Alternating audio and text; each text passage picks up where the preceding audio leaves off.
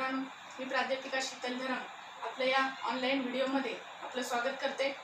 आजचा हा व्हिडिओ जो काय आहे तो म्हणजे SYBA हिस्ट्री स्पेशल पेपर 2 साठी आहे।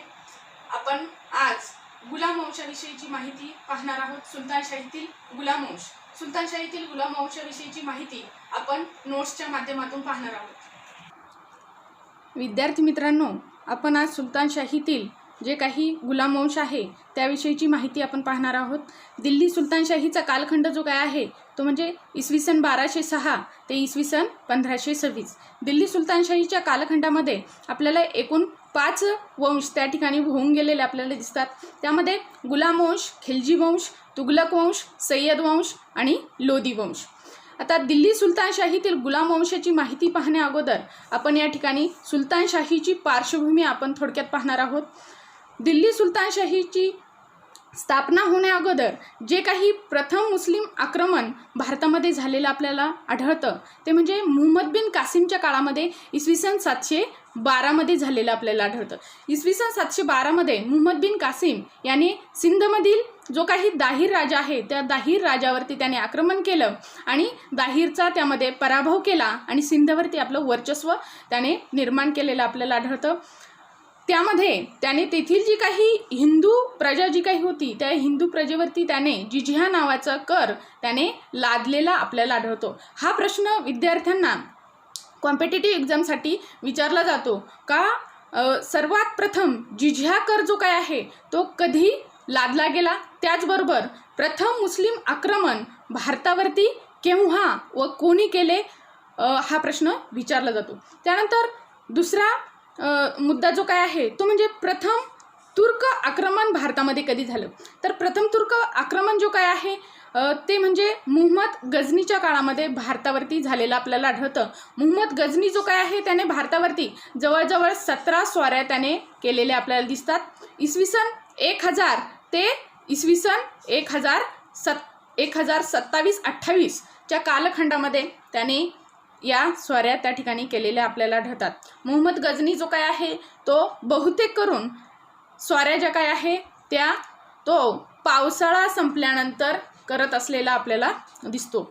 म्हणजेच सप्टेंबर महिन्यामध्ये तो त्याच्या प्रांतामधून त्या ठिकाणी निघत होता आणि हिवाळा ज्यावेळेस सुरू होतो त्या सुमारास तो भारतामध्ये येत होता। संपूर्ण हिवाळा जो काय आहे तो भारतामध्ये घालवत होता। त्याचं कारण म्हणजे अफगाणिस्तानचा जो काही प्रदेश आहे त्या प्रदेशापेक्षा भारतातील हिवाळा जो काय आहे तो कमी स्वरूपाचा कडक असलेला आपल्याला दिसतो। अफगाणिस्तानमध्ये हिवाळा जो काय आहे तो फार कडक असलेला आपल्याला दिसतो। त्यामुळे तो जो काही हिवाळा आहे तो पूर्णपणे भारतामध्ये घालवत असलेला आपल्याला दिसतो आणि हिवाळा संपल्यानंतरच तो या ठिकाणाहून म्हणजे एप्रिल मे महिन्यामध्ये तो येथून निघायचा आणि त्याच्या प्रदेशामध्ये तो परत जायचा। आता हा मुहम्मद गझनी जो काय आहे तो भारतातून त्याच्या मायदेशी परतत असताना मोठ्या प्रमाणावर साधन संपत्ती तो भारतातून त्या ठिकाणी नेत असलेला आपल्याला आढळतो। म्हणजेच त्याने येथील जी काही धार्मिक मंदिरे असतील त्याचबरोबर मोठमोठी शहरे आहे त्या मोठमोठ्या शहरांना देखील त्याने त्या ठिकाणी उद्ध्वस्त केलेलं आपल्याला आढळतं। मुहम्मद गझनीने ज्या काही स्वाऱ्या केल्या त्यामधून मोठ्या प्रमाणावर लूट त्याने मिळवलेली आपल्याला आढळते।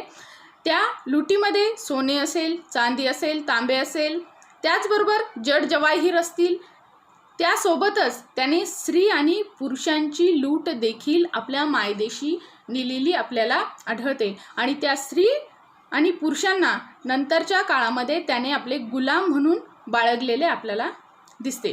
त्यानंतर भारतावरती दुसरे तुर्क आक्रमण जे काय आहे ते मुहम्मद घोरी जो घोर प्रांतातील होता त्याने केलेलं आपल्याला आढळतं। इसवी सन 1175 ते 1206 या कालखंडामध्ये मुहम्मद घोरीने भारतावरती वेगवेगळ्या कालखंडात आक्रमण केलेले आपल्याला आढळतात।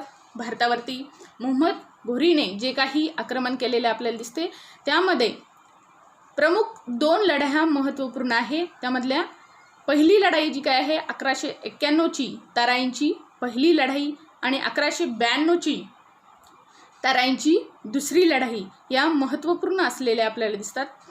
मुहम्मद घुरीने तराईंच्या पहिल्या लढाईमध्ये भारतातील पृथ्वीराज चव्हाण तिसरा हा जो काही राजपूत राजा होता त्याच्या विरोधात त्यांनी ती मोहीम त्या ठिकाणी घेतलेली आपल्याला दिसते.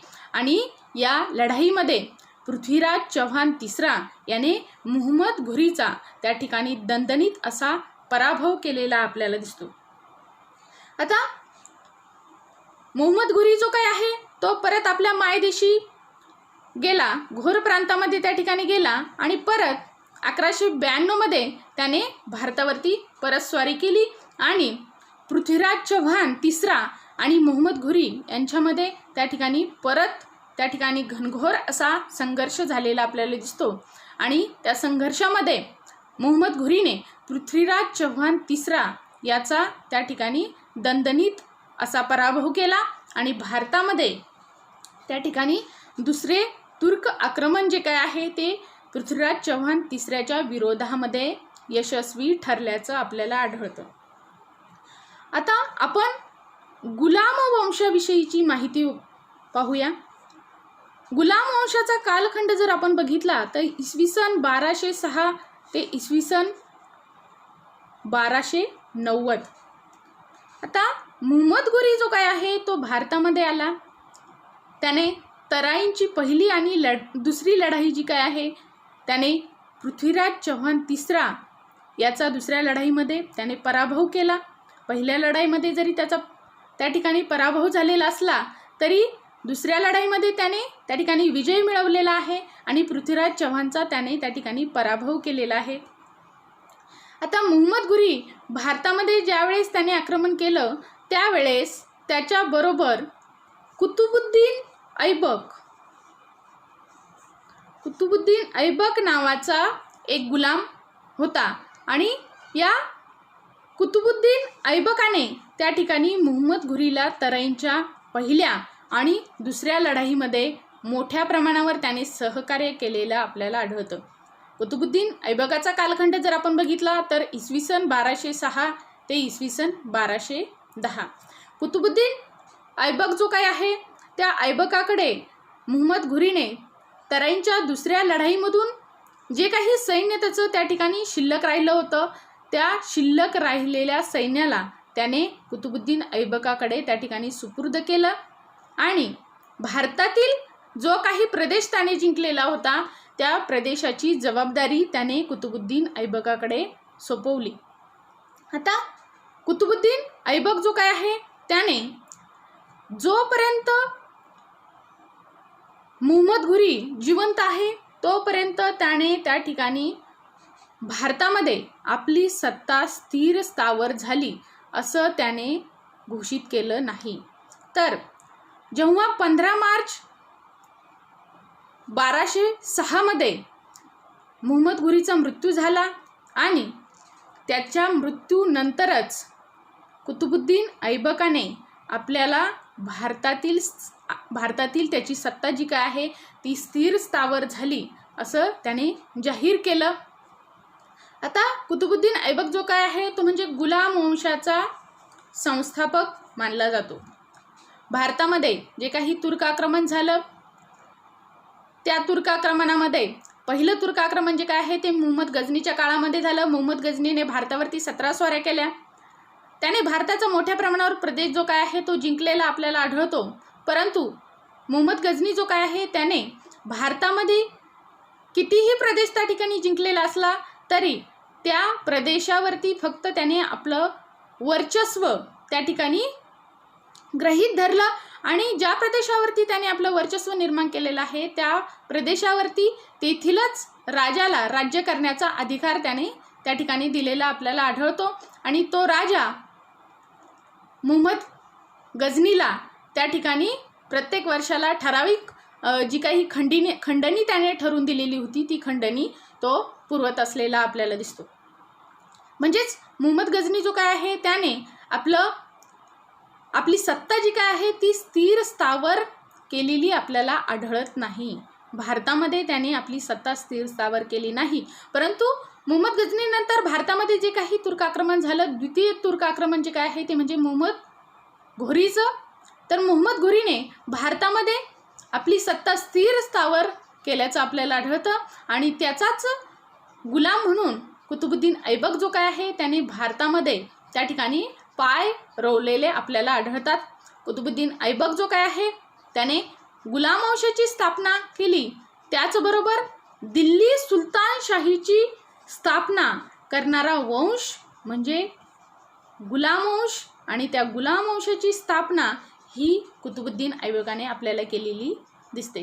कुतुबुद्दीन ऐबक जो काय आहे त्याला लाख बक्ष असं संबोधलं जात होतं, कारण कुतुबुद्दीन ऐबक जो काय आहे तो खूप दानशूर होता, मोठमोठ्या देणग्या त्या ठिकाणी देत होता, लाखोनी देणगी त्या ठिकाणी देत होता, त्यामुळे त्याला लाख बक्ष असं संबोधल्याचं आपल्याला दिसतं.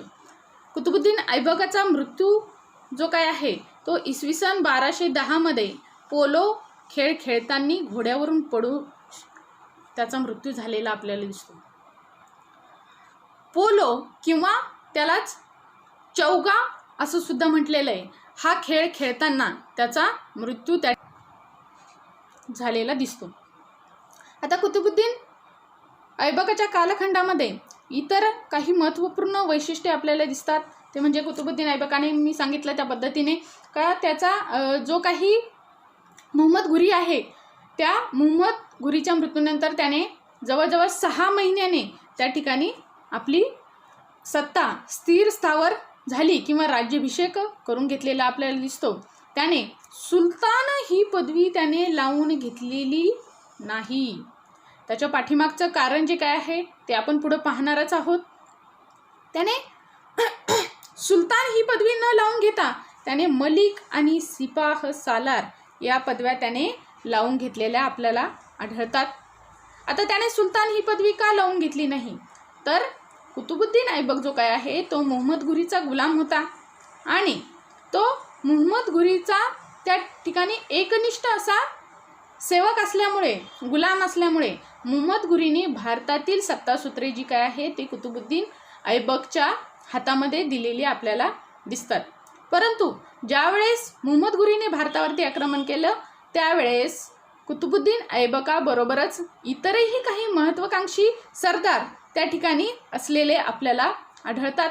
त्यामध्ये नासिरुद्दीन कुबाचा आणि ताजुद्दीन एल्दोज सारखे सरदार, महत्त्वाकांक्षी असे सरदार त्या ठिकाणी होते. आणि जर कुतुबुद्दीन ऐबकाने स्वतःला सुलतान ही पदवी त्याने लावून घेतली असती तर त्याला या नासिरुद्दीन कुबाचा असेल, त्यानंतर ताजुद्दीन एल्दोज असेल, यासारख्या सरदारांचा त्याला त्या ठिकाणी रोष ओढून घ्यावा लागला असता आणि त्याला तो रोष ओढून घ्यायचा नव्हता. त्यामुळे त्याने त्या ठिकाणी स्वतःला सुलतान ही पदवी लावून घेतली नाही. जर त्याला यांचा विरोध झाला असता तर भारतातील जी काही सत्ता आहे ती स्थिर स्थावर त्याला करता आली नसती आणि त्यामुळे त्याने मलिक किंवा सिपाह सालार या पदव्या त्याने त्या ठिकाणी लावून घेतलेल्या आपल्याला आढळतात. त्यानंतर आपण ऐबकाच्या दरबारामध्ये जे काही प्रसिद्ध विद्वान होते ते कोण कोण होते ते आपण पाहणार आहोत. ऐबकाच्या दरबारामध्ये आपल्याला हसन निजामी हा एक विद्वान असलेला आपल्याला आढळतो.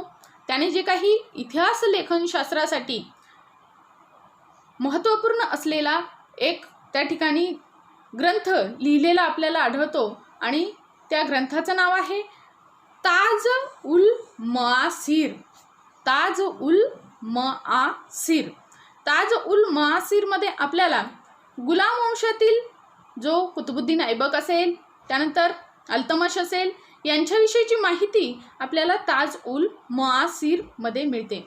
त्याचबरोबर दुसरा जो काही विद्वान कुतुबुद्दीन ऐबकाच्या काळामध्ये असलेला आपल्याला आढळतो तो म्हणजे फक्र ए मुदब्बिर. आता फक्र ए मुदब्बिर जो काय आहे त्याने आपल्याला तारीख ए मुबारकशाही नावाचा ग्रंथ त्याने लिहिलेला आपल्याला आढळतो आणि हा तारीख ए मुबारकशाही हा ग्रंथ देखील आपल्याला सुलतानशाही कालखंडाविषयी महत्त्वपूर्ण अशी माहिती त्या ठिकाणी देत असलेला आपल्याला आढळतो. त्यानंतर कुतुबुद्दीन ऐबकाच्या काळामध्ये जे काही वास्तुशिल्प त्या ठिकाणी निर्माण झालेलं आहे, त्या वास्तुशिल्पाची माहिती आपण त्या ठिकाणी पाहणार आहोत. त्याने कुबत उल इस्लाम ही एक मस्जिद त्या ठिकाणी त्याने निर्माण केलेली आपल्याला आढळते.